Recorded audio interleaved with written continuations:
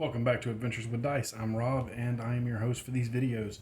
This is Adventures with Dice Solo Season 1, Episode 4, and we are continuing the adventure of Corinne and her pet wolf, Thorn. Like in all the episodes, I'm not going to go back and recap everything. They're all on a playlist. Just go back and start at the beginning and watch through to get any variations that I've done on the rules, XP, so on and so forth. All that's explained in there. So when we last left off, Corinne had just taken out the ogre and gnolls that were guarding the outside of the old river fort where her family was held captive. And we are picking up from that point. Now, before we start, I am going to tell you about an adjustment I made with the inspiration. So the inspiration, one of the abilities I gave it was it could be spent not just for a reroll, but for saving Corinne's life if she was in a situation where she got knocked down in combat, and to keep, I could spend it so that she didn't just die. She somehow miraculously escapes. But instead of just spending it, I have decided that will burn an inspiration permanently. So if I was to do that, then I would lose an inspiration and I would start the next game with only 2, because there needs to be more risk versus reward to what I'm doing here. So in episode 4, Corinne knows that there are other creatures inside the old river fort. She can tell from the tracks that there are several of them, but she is unsure as to their exact nature. Now, I rolled 1d6 and got a 3, so we know that there are 3 of them. And I'm going to say that the signs that she saw were large wolf tracks, but they tend to walk upright, so she's afraid it's werewolves. We also know from our rolls last session that the werewolves don't know she's there yet, but Corinne doesn't know that. So after her battle, she obviously had to take a breather and heal, but the priority for her is first to save her family and then decide how to deal with the werewolves. So I asked the fortune chart, does Corinne find the key to the cage that her family is in here in the camp? I said it's likely because the ogre probably had it. It's probably on him or the gnolls. I rolled a 2 and a 5 for it being likely. The 5 is a yes. So she finds the key. She quickly unlocks the cage and begins untying her family. Her father says, "Thank the old gods, child. I thought we were goners. You have done well." Her mother says, "Yes, indeed, but we need to get moving before the werewolves awake." Note, werewolves confirmed for Corinne. Corinne says, "So, they are werewolves. How many?" Her mother says, "There are 3 of them, I believe." Her father, "They rarely come out of the old river fort during the day. I suspect they sleep during the day in human form and come out at night in wolfman form." Her mother says, "Indeed, they seem to be a pack that enjoys hunting and killing together, but they were clearly trying to build up a stronghold here with these lesser creatures serving them." During this time, Corinne gathers the 3 bows from the dead gnolls and their quivers, and she hands a bow and quiver to her mother and her father. They know how to handle them. They taught her, after all. She leans down and kisses her younger brother and sister and looks at her parents. And then Corinne says, "Take these bows and get the young ones to safety of home. I'm going to head to Oak Orchard to seek out a weaponsmith that perhaps can make me a silver weapon. I have to return and deal with these lycanthropes, or they will just seek revenge." So I asked the fortune chart, I said, how does her family react to this plan? The rolls a 2, very wary on reaction. Her mother and father are both saying, "Corinne, you shouldn't do this. It's too dangerous. They are a natural beast." Corinne says, "That's exactly why I have to do it. These aren't wild wolves. They are monsters trying to stake a claim to these woods as hunting grounds. Go now, while we still have daylight on our side. I will return to you when Thorn and I have cleared the area of their evil. Her and her family part ways. Corinne retrieves the 2 daggers from her traps that she had set. She takes the 3rd bow and removes the string from it and puts it in her pack. In case hers breaks, she'll have an extra string, which I noted on the character sheet in the front of my journal. It's actually noted, I don't know if you can see, it's noted down here below her ammo. Let's see. I asked the fortune chart again. I said, if she searches the dead gnolls and ogre, does she find any treasure? I got a roll of 6, which is an extreme yes. Is any of it magical? Not likely, I didn't feel. So I rolled and got a 3 and a 5, so no, so none of it's magical. Extreme yes, though, is 2 rolls on page 46 of Table Fables 2, which I made a roll on. The first roll is 17, she found a piece of pocket filler, and the second roll is a 92, she found coins.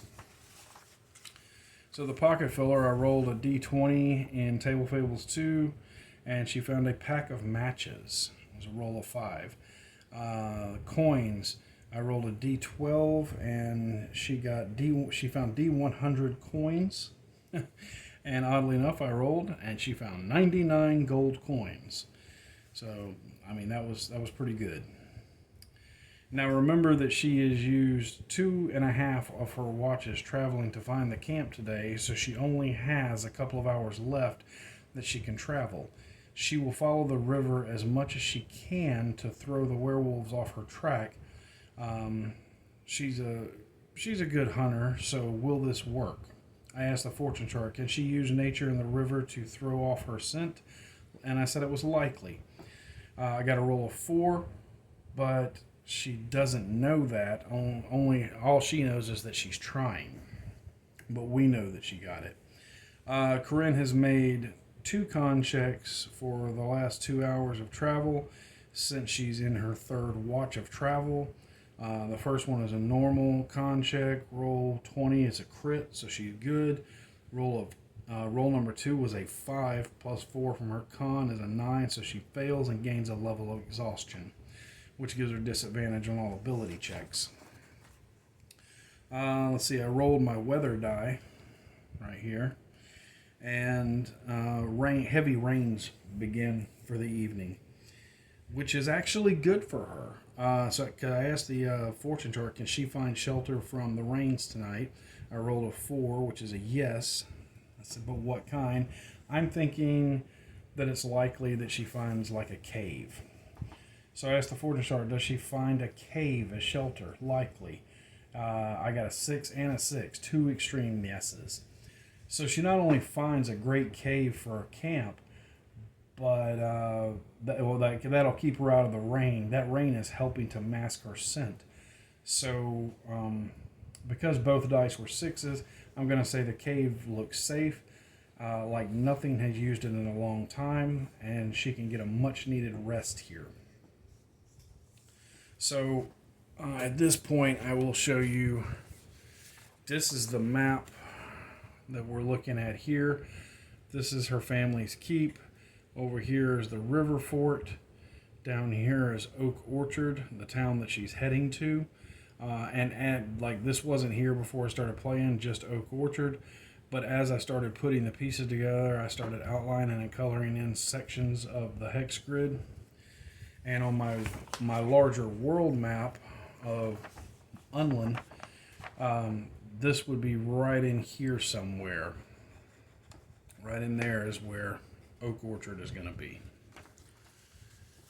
So set that to the side. So you can see I'm building that out as I'm playing.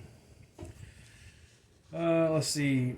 Moving at a normal pace, she won't risk getting lost following the river. Spending 2 watches per day, she can cover a distance of 2 hexes per day, and it will take her 3 days to reach Oak Orchard.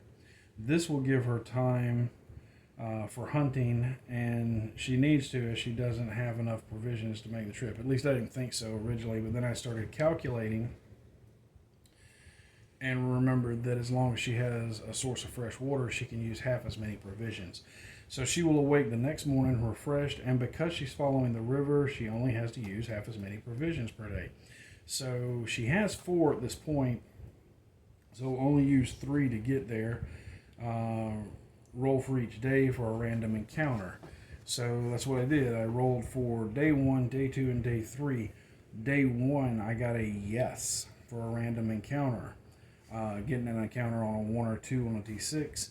Day 2 and 3 were both no's, so she's only going to have 1 encounter before she reaches Oak Orchard, and she'll have it on day 1. So while traveling, she comes across, and I rolled a formidable. So I rolled to find out on the chart what kind of formidable creature it was, and it was a 4. It was a giant spider. What is it doing? I rolled 1d4. The giant spider is working. So I imagine this giant spider is working to build webs to trap its next meal between a bridge that Corinne and Thorn need to cross, and between that bridge and a thicket of bushes and trees. So the obvious question is, for the fortune chart, does Corinne see the web trap before getting caught in it? And she's an experienced hunter that I'm sure is watching her surroundings as she travels, so I said it was likely. So I got a 1 and a 5 on the roll, so yes, she sees the spider's trap. Now she could try to find a way around and avoid the spider and its trap, but she knows that would just leave it for another unsuspecting traveler, and she can't allow that to happen. So as the fortune chart, has the spider noticed her and Thorn yet? As it is busy working on its web trap, she didn't hit it, so I'm going to say it's unlikely, and I rolled and I got a 2 and a 2, so no on both. She has the drop on the spider. So at that point we're going to have a combat, and I'm going to separate this and say that Corinne is here, Thorn is maybe here. Get this bookmark out of the way. And the spider is over here working on a web trap in between these 2 spots. I don't normally do this, but sometimes I get the feeling to, so I drew a picture kind of depicting what I envision the scene to look like as she's walking up on it. The spider's been building this web in between these trees to catch something coming across this bridge. And just put that in my journal. So Thorn lets out a low growl and looks up at Corinne. Corinne nods to Thorn, both of them understanding that they need to act fast. Now, they have a surprise attack, so I'm going to give them advantage on this before initiative starts. Corinne draws back her bow. She rolls a 5 plus 7 equaling a 12, which is a fail, and a 13 plus 7, which is a 20, which is a success. So we'll go with the success. She rolls damage, which is 3 plus 5 equaling 8, and does 8 points to the damage, to the spider right off the bat. Thorn charges the spider, and Thorn gets a 13 plus 2, which is a 15, which is a success, and a 13 plus 2, which is a 15. So both of them are successes, and does 3 points. The giant spider has AC of 15, started out with 26 hit points. Her initial attack is going to drop him to 18, and then Thorn's 3 points are going to drop him to 15, and then he has a plus 4 to hit, and then damage with poison, obviously.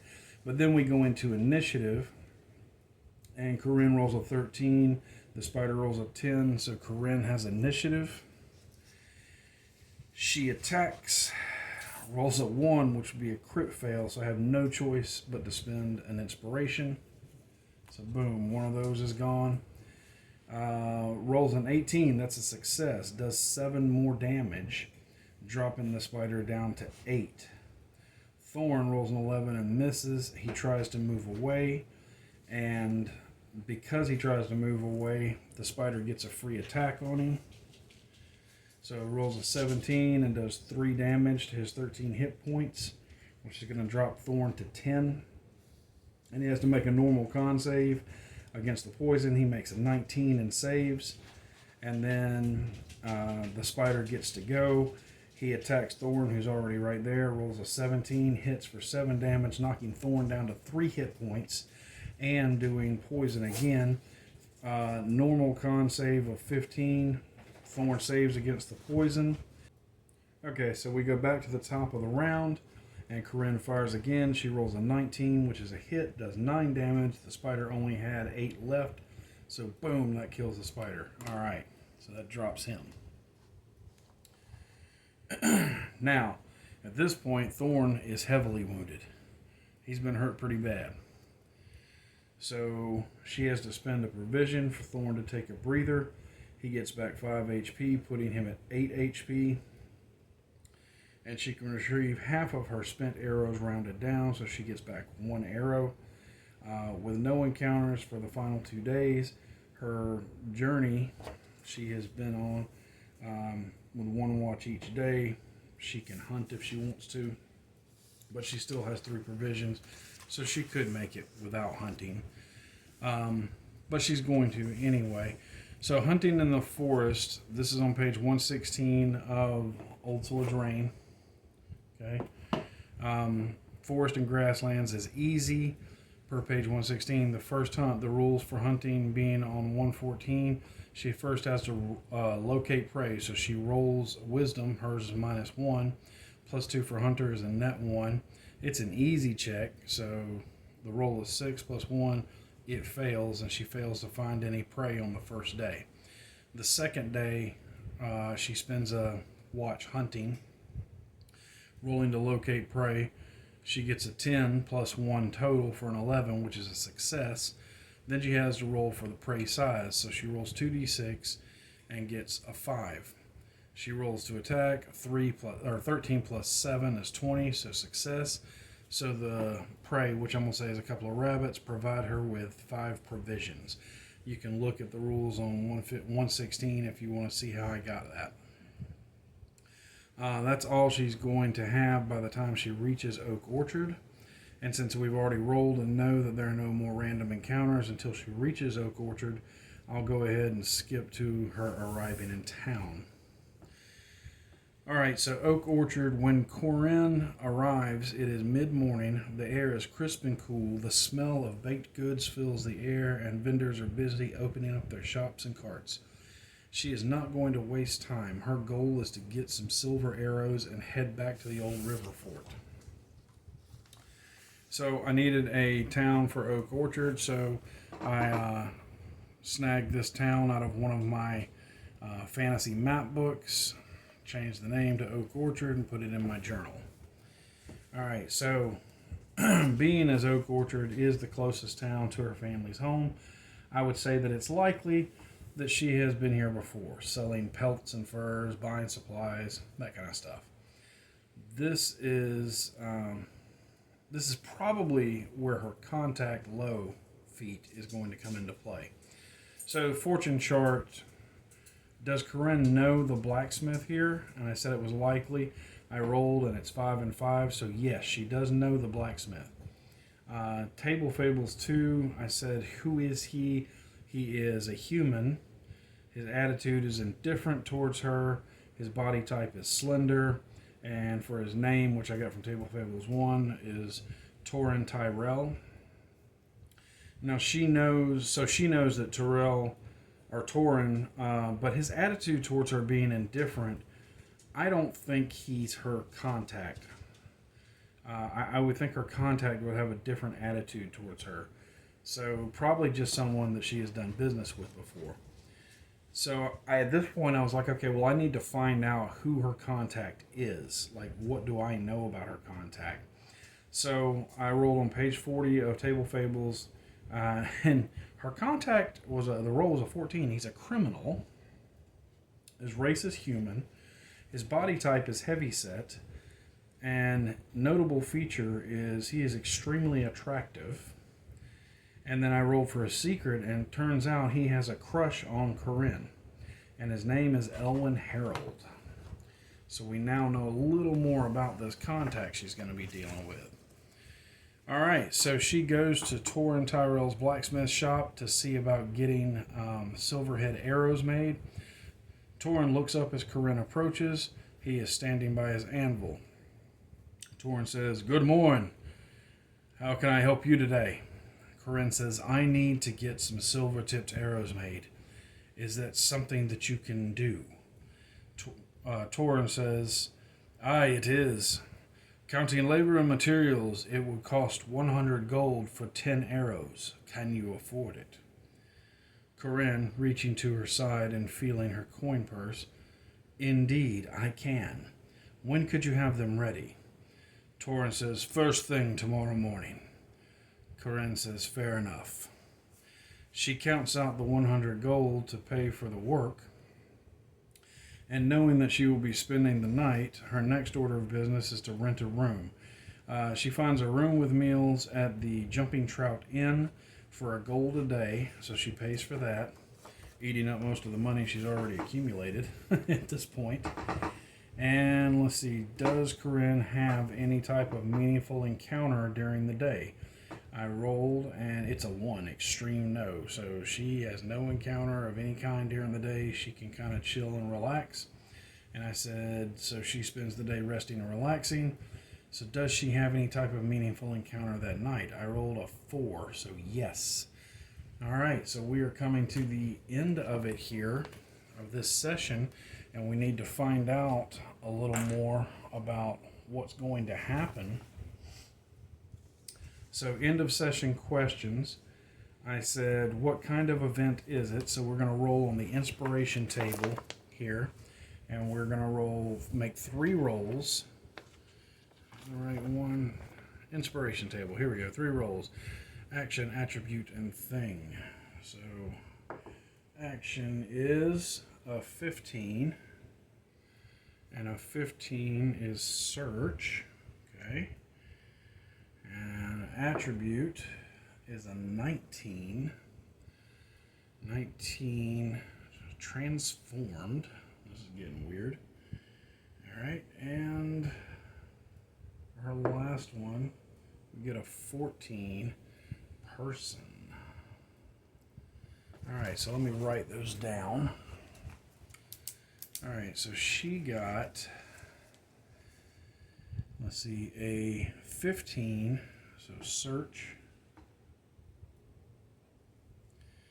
Our roll 2 was a 19, transformed.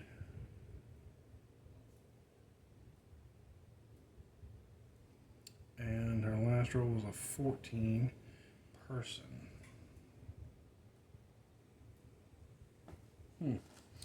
So, searching for a transformed person, searching for that could be odd. All right, I'll have to play with that for a minute.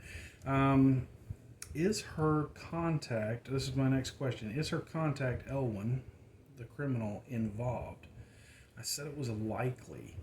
So let's roll 2d6.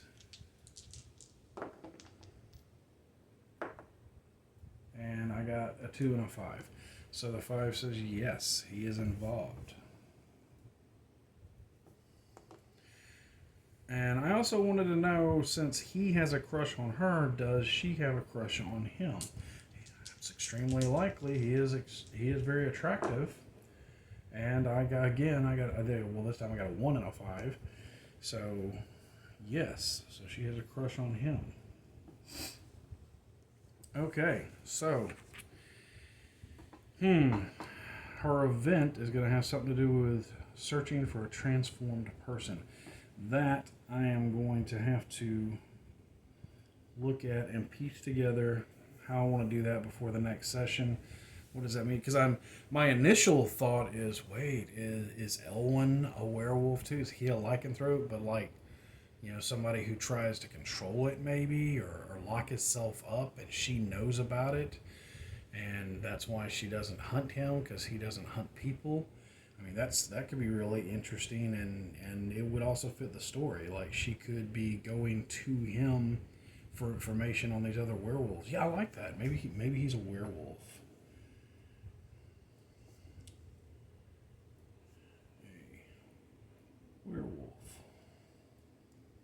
a lot more werewolves in this scenario than I intended, I gotta tell you. But she also doesn't want to kill him because she has a crush on him. So she likes him, he likes her, but there's this, beast in the middle of them. All right, so I'm going to piece that together, those 3 questions, and put that together before our next session. But I think I like that right now. I think I like the idea that you've got this kind of romance going between Corinne and Elwyn, and maybe he's a werewolf, or maybe it's not even a werewolf. Maybe he's a different type of lycanthrope. I don't know. I'll have to play with that a little bit and see. But he's definitely involved, so it's got to be him. All right, so now bookkeeping went to XP. Did she survive the session? Yes. Did she explore dangerous location? Kinda. She did overcome a powerful foe. She did find gold, treasure of gold or better. She did not make it through the session without spending inspiration, and she did not overcome an obstacle without combat. So she only got 4. Now her new total is 6. She spends it for level 3. So she has no XP left, and she needs 8 to get to level 4, because like I said in the first video that I did for this, the XP is going to be a point for each question she can answer yes to, and then from there you gather the XP, and you need twice the amount of XP as the level you're trying to achieve. So she's going to bump up to 3. HP is 1d4 plus con. So her HP goes up a roll of 3 plus 4, so 7 more. New total is 22 HP. And she picks up at 3rd level an expert feat. So I took open locks because she has those lock picks that she never uses. So I figured maybe learning to use the lock picks would be beneficial to her.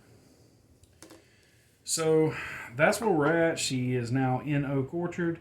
Her arrows are getting made. She's only going to have 10 of them, so she's got to make every shot count.